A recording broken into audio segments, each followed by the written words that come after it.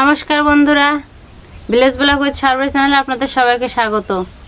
কাছে ও দূরে যে যেখান থেকে আমার ভিডিও দেখছেন সকলকে জানাই শুভেচ্ছা ভালোবাসা। বন্ধুরা, আজকে লাউয়ের বিচি দিয়ে সুন্দর একটা রেসিপি দেখাবো। তার রেসিপিটি করার জন্য এখানে লাউয়ের বিচি নিয়েছি, পেঁয়াজ রসুন কাঁচা লঙ্কা কুচিয়ে নিয়েছি আর চিংড়ি মাছ নিয়েছি এখানে। এখন প্রথমে আমি চুলাটা জ্বালিয়ে নেব।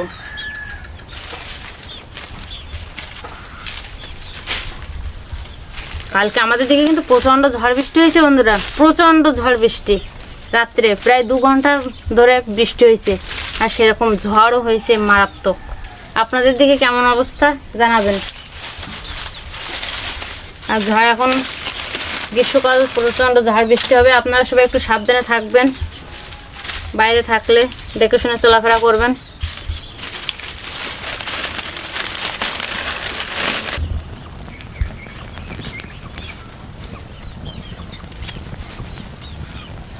চুলা জ্বালিয়ে নিয়েছি, এখন কড়াই বসিয়ে দেবো। কড়াই গরম হয়ে গেছে, এখন আমি সরিষার তেল দিয়ে দেবো।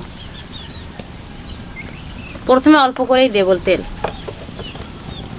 তেল গরম হয়ে গেছে, এখন ফোড়নে দিয়ে দেবো আমি গোটা জিরে।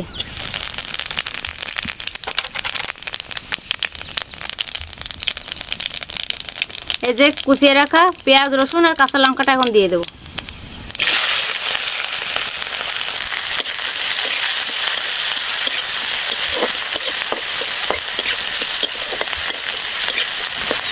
পেঁয়াজ রসুনটা একটু ভাজা ভাজা হবে, তখন আমি মাছ দিয়ে দিই।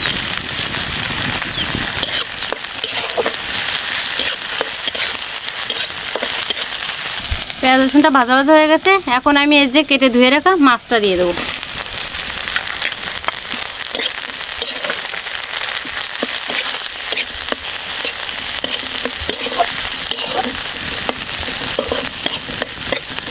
এখন আমি এই যে ধুয়ে রাখা লাউয়ের বিচিটা দিয়ে দেবো।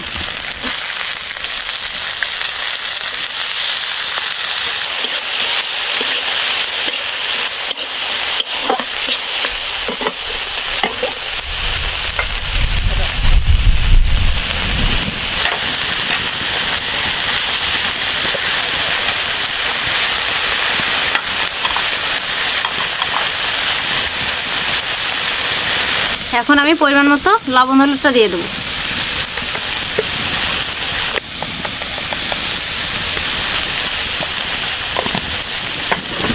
করে ভেজে নেব।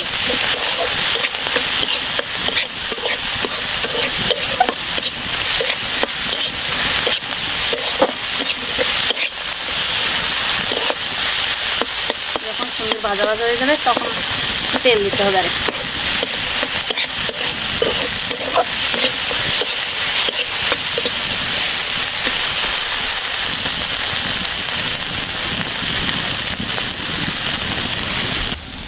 আমার ভাজাটা প্রায় হয়ে আসছে, এখন আমি সামান্য তেল দিয়ে দেবো।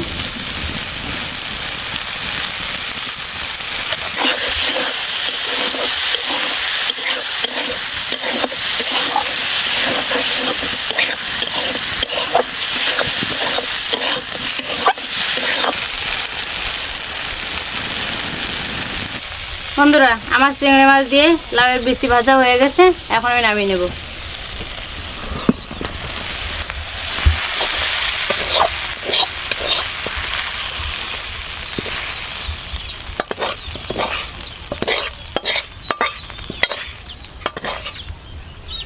আপনারা তো দেখলেন কি সুন্দর করে ভেজে নিলাম। এখন আমি এটা শিলপাটায় বেটে নেব।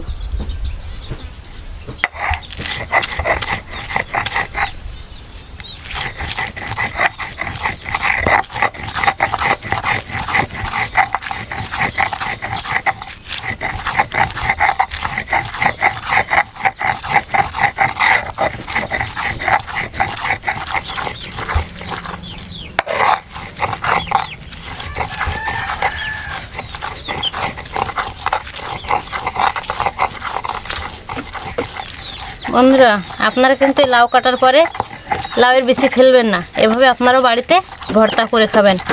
লাউয়ের বিচি দিয়ে ভর্তা, আবার লাউয়ের খোসা কিন্তু আলু দিয়ে চিংড়ি মাছ দিয়ে ভেজে সুন্দর একটা সবজি করে খাওয়া যায়।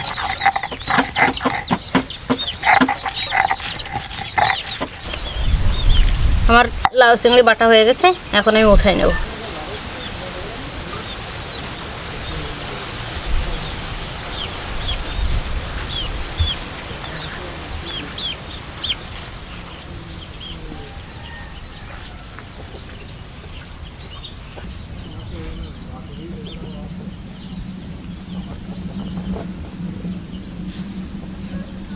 বন্ধুরা, এভাবে আবারও একটা নতুন কোনো ভিডিও নিয়ে আপনাদের সামনে হাজির হব। দেখা হবে পরবর্তী ভিডিওতে। ততক্ষণে সকলে সুস্থ থাকুন, ভালো থাকুন।